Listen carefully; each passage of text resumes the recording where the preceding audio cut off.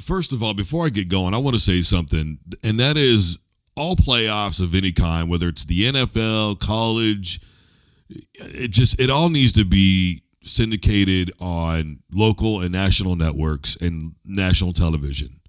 I have no understanding as to why the networks have been allowed to buy all these rights, and I understand if the price is right, if it's all about dollars, and I mean that's what the bottom line is, and I mean a part of me gets it. But I just think about little Joe, who's 7 years old, who doesn't have Prime Video for whatever reason and can't watch the NFL playoffs today. I think about little Robbie, who can't watch the college football playoff because the game is on ESPN. I think about anybody who wants to enjoy a game of football but can't this time of year because the networks have been allowed to dominate everything. And I've been saying for the longest time that this is a locomotive that is never going to stop moving. Eventually, it's going to be pay to play. It's going to start out with like the Super Bowl, the college football championship game. Then eventually it's going to move into sorry, y'all, I'm still sick. Literally, so since December the 6th, I have had bronchitis, walking pneumonia, gastronitis, a viral infection, and the flu. If you're sick, I need you to stay at home because you're literally, I'm to a point where I'm actually pretty pissed off because I got enough stuff going on that I don't need to be sick all the damn time. I mean, I have to be able to work. If you are sick, stay at home. Contact me. I'm an independent journalist, technically investigative. Give me the name of your company. I won't tell them it's you, and I will have them explain to the media why they are making their employees go to work sick. Seriously, stay home already. I am done with it. I am so done.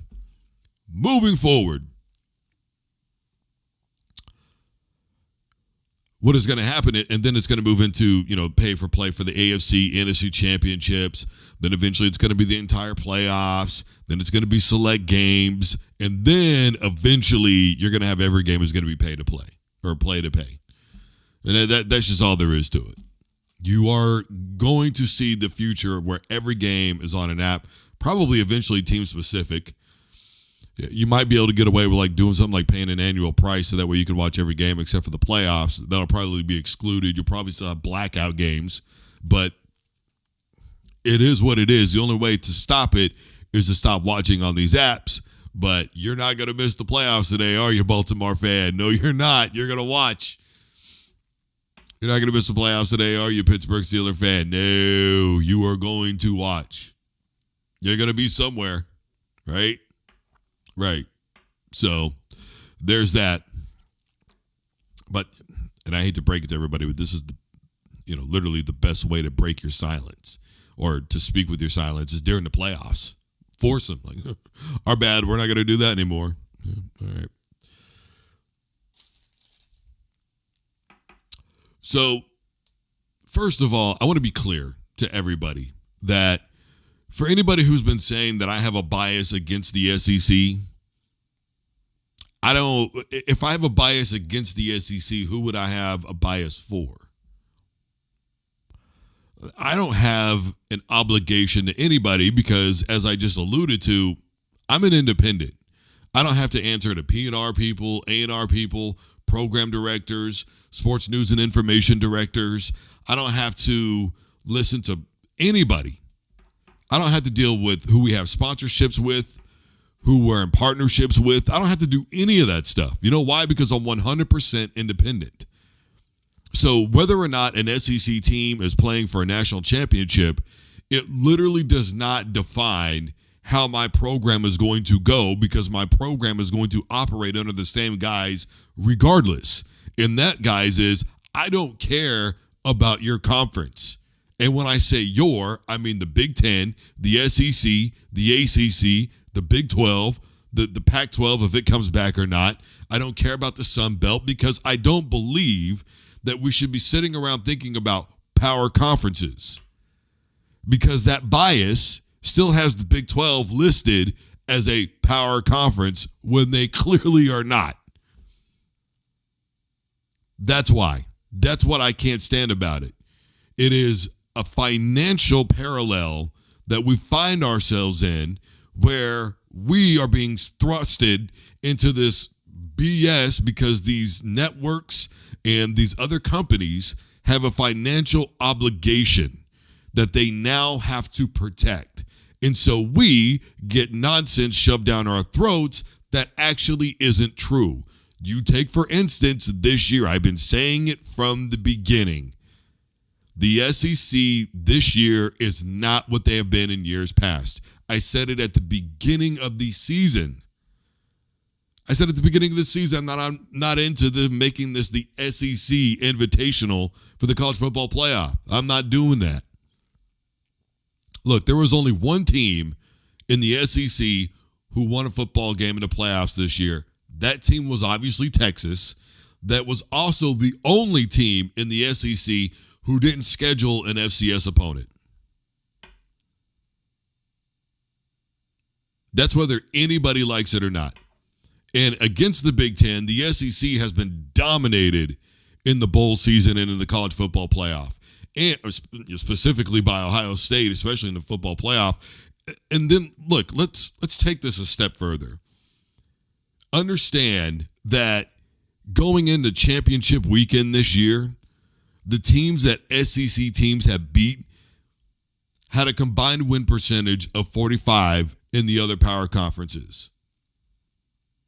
The teams that they had lost to had a combined win percentage of 72. Now let that sink in. It's not about me being biased. It's a fact. And you could talk to me about the last 15 years all you want to. I'm not discrediting the last 15 years of the SEC. But I'm not willing to say that Alabama should get in simply because of what they've done since 2008. Which, speaking of, 2008 is really when it truly began, SEC fan. You could talk about the 90s all you want to, but that was pretty much Nebraska and Florida State in the 90s. And that helps me with the conference argument because let's not forget that OU had been under suspension to start the 90s. Texas hadn't joined yet when Nebraska won their first two championships. Who else did you have in the Big Eight? KU? K-State? Wasn't K-State at one point before Snyder showed up literally the worst team in all of college football? OU and Nebraska carried that conference. And when OU couldn't do it anymore, Nebraska did. I mean, that's legitimately all there is to that. Now, sure, when they added A&M and Texas and all those, things changed a little bit, but not much. It's never really been about conference. It's just been about how great a team is. You look at the ACC, those years where Clemson was so dominant. Didn't they melee Alabama 44-16 one year in the national championship game? How good was the ACC truly? Not very. But Clemson was a legitimate football team. They didn't play anybody. Well, when they did, they won. That's all there is to it.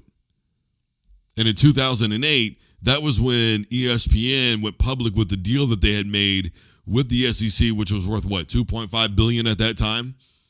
And let's be very clear here that from 1970 to 2007, we're talking 37 years, the SEC won 10, 11 championships in that 37-year time frame? 2008 happens, and all of a sudden they become the most dominant and prolific conference in all of college football.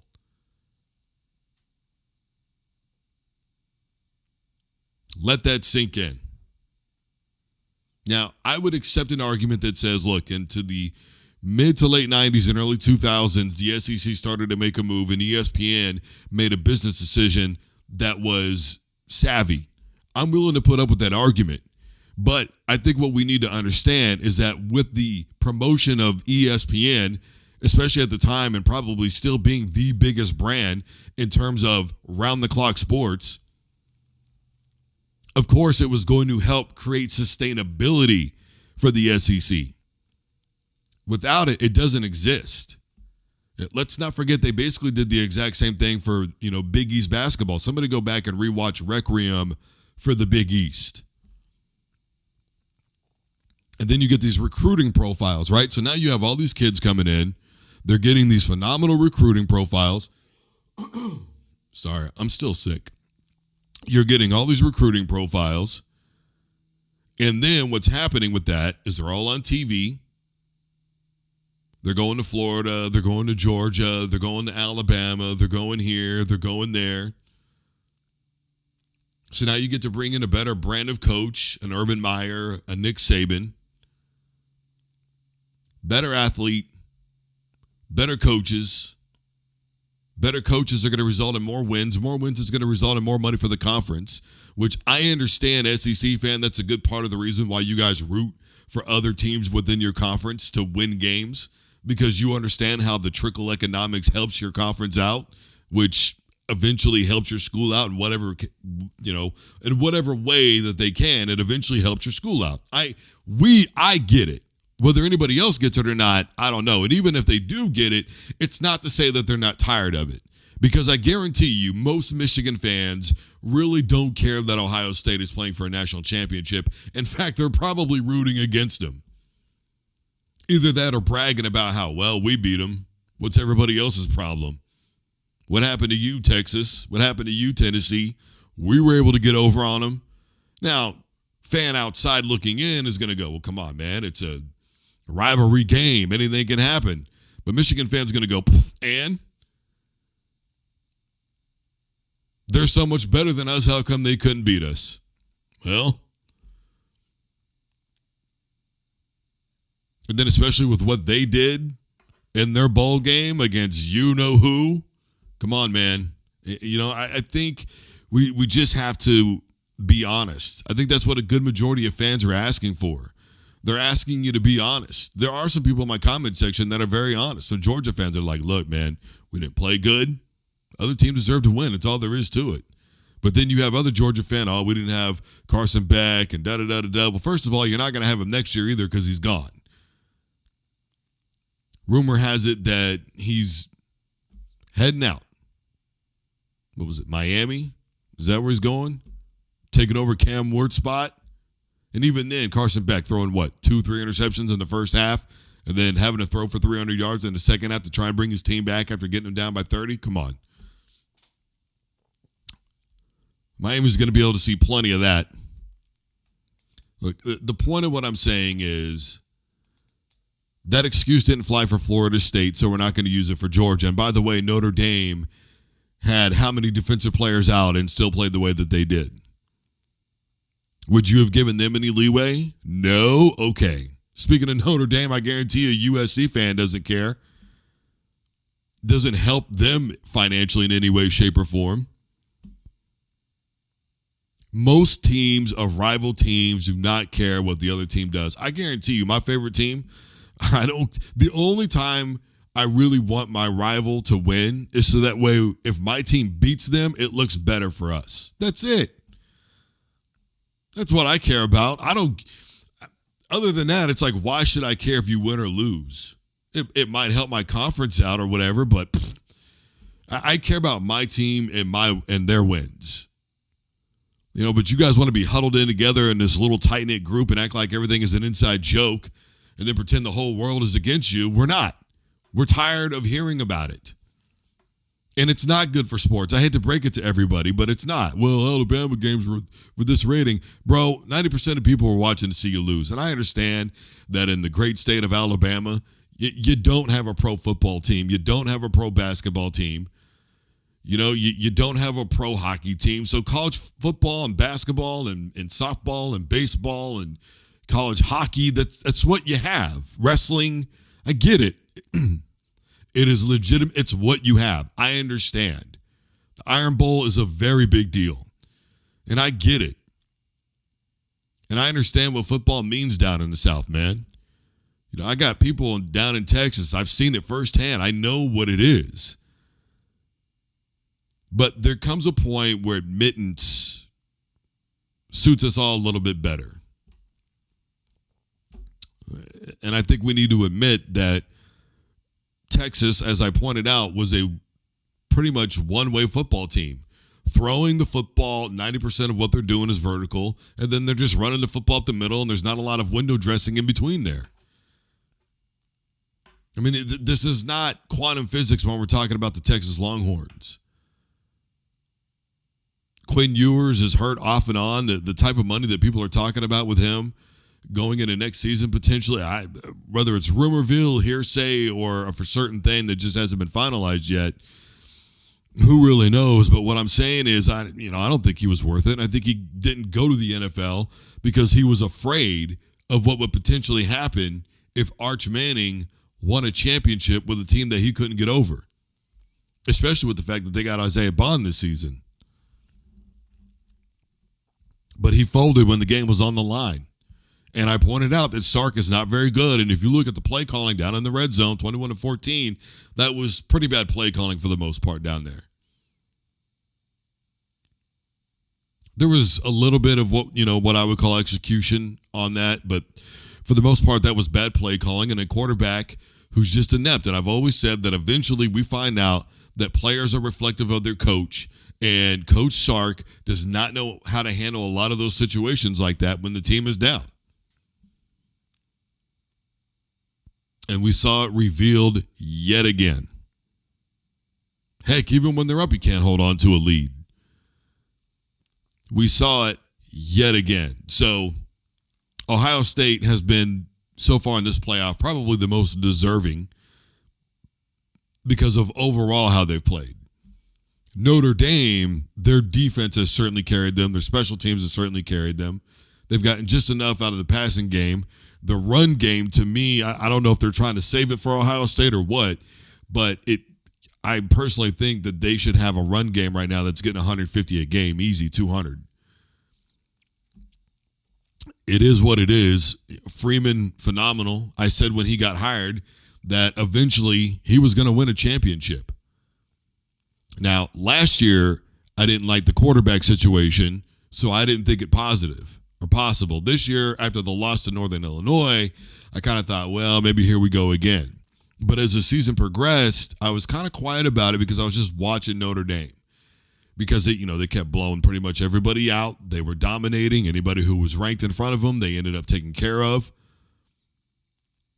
You can call, at this point, the Northern Illinois game a slip in the road. But I said from the beginning that Freeman was a phenomenal hire from that football team. Brian Kelly may never win anything. I've said over and over again that as a head football coach, if I were an athletic director, I wouldn't hire him. Not after the stunt he pulled at Cincinnati. Then certainly not after what he did with Notre Dame when he went to LSU. He yells and screams and hoot and hollers like a madman on the sideline. And in the day of NIL and transfer portal and all that, I see a football coach that is struggling to figure things out. And I said without Jane Daniels last season, they were barely a 500 football team if they didn't have him, and that they would probably be one this year without him. Boom. Barely a 500 football team.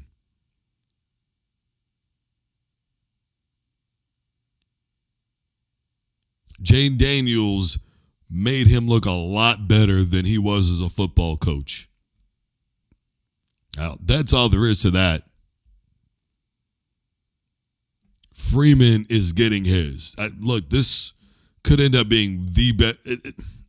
Look, a game like this, it's only going to go down one of two ways. It's either going to be the best game that we've seen all year long, or to a lot of people, it's going to be boring because it's going to get real defensive. Because to this point in the playoffs, we're probably looking at the teams who have been the best on defense. It was defense that closed it out for Ohio State, right? Forced that play in the red zone, took it all the way back for 6, and put the game away. It was defense that created all those turnovers, even though they were kind of playing bend but don't break football at Notre Dame over the last couple of weeks. It was still the defense and special teams that did what they needed to do. Right? You had the kickoff return for a touchdown. You've had some really big plays on defense. Offensively, Notre Dame has struggled very much. Right? They in the red zone a couple of times, they stalled out, missed some field goals. couldn't put the ball in the end zone on offense, even though they're in phenomenal field position or whatever the case may be. The defense specifically has been getting it done, and the special teams on the return aspect coming off of the defense or, kick return special teams period has been doing pretty good in terms of getting them field position. So this could end up being a really, really low scoring football game. Because I think we finally saw the real Will Howard. And I think we saw the real Drew Aller, which I've been telling people all season long that I was surprised so far in these playoffs what I had seen from them. I was like, whoa, this is the best I'd ever seen these two play. And really quick here, as far as Penn State goes, I'm 50-50. I'm not going to call it whether or not they should have. I mean, you got a couple of timeouts. You got nearly 40 seconds left. Your offense hasn't been doing very much. Drew Aller hadn't played very well. To me, you kneel the ball, you go in overtime. And you rely on your defense and run game. But I don't have a problem with him being aggressive and trying to end the game either. It was just a poor decision by Drew Aller, which is something he does more frequently than people realize. But it is what it is. Look, here's the bottom line to all this. The two most deserving teams are Notre Dame and Ohio State because in the playoffs, they've played like it. To a degree, the playoff system works. It needs some definite revamping because of the outside rankings and all that other stuff that they're still going by. It's absolutely frustrating to know that there are teams that are ranked ahead of other teams that aren't getting in, but they wouldn't have deserved to be in, obviously, from their performance that we saw, i.e. Alabama, South Carolina, Ole Miss, etc. The point of what I'm saying here is, for the most part, it's a system that works. And to me, this is a true national champion. You could say, well, this team didn't go through this and this team didn't go through that and da-da-da-da. That's why it's a playoff, man. Not everybody's going to be in the conference championship game that's in a playoff because you have more slots now. It's not like that. We're not splitting hairs over one loss. We're not forcing teams to go undefeated.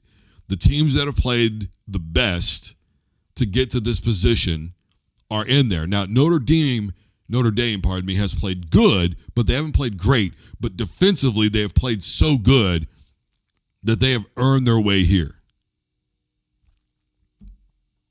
All right, first of all, before I close this out, I want to say thank you to everybody again, people that have reached out, that have told me their story, that have given me so much encouragement over everything that I've been dealing with over the last, what is this, day number, I think, 38 for me now, sober, 39. I don't know. I'm losing count, to be honest with you. I just know every Tuesday is a new week, and I don't have the capacity right now to do math on this stuff. They did a stress test on my heart. They're getting ready to do a catheter now on my heart. They're going to go in with a camera and really take a look around because the stress test came back as abnormal. So they don't know if I maybe need stents, if I've got plaque buildup and clogged arteries. I mean, they don't know what's going on. So now they're going to have to take another look. So, I mean, at this point, I feel like a guinea pig. It is what it is. But I'm on a beta blocker and a blood thinner right now. I'm on anxiety medication. I'm having this procedure done on Monday, and then Tuesday I am turning right around in the morning and checking myself in to inpatient rehab, which has been planned for a while now. I've just been waiting on the bed to come open. So the 14th I'll be doing that, which leads me to my next thing, that this, in terms of a full broadcast, this is probably going to be one of the last ones for a while. I'm going to be in inpatient for 28 days. So February the 11th will be my last day when I complete the program. And then when I get out, I'll hopefully have, what I'm building towards is getting like my own they have these little apartments where I live that are sober living facilities, but you have like, your own apartment, and your own living space and all that type of stuff. So that way I can keep doing this, especially if I'm able to get up to 1,000 subs.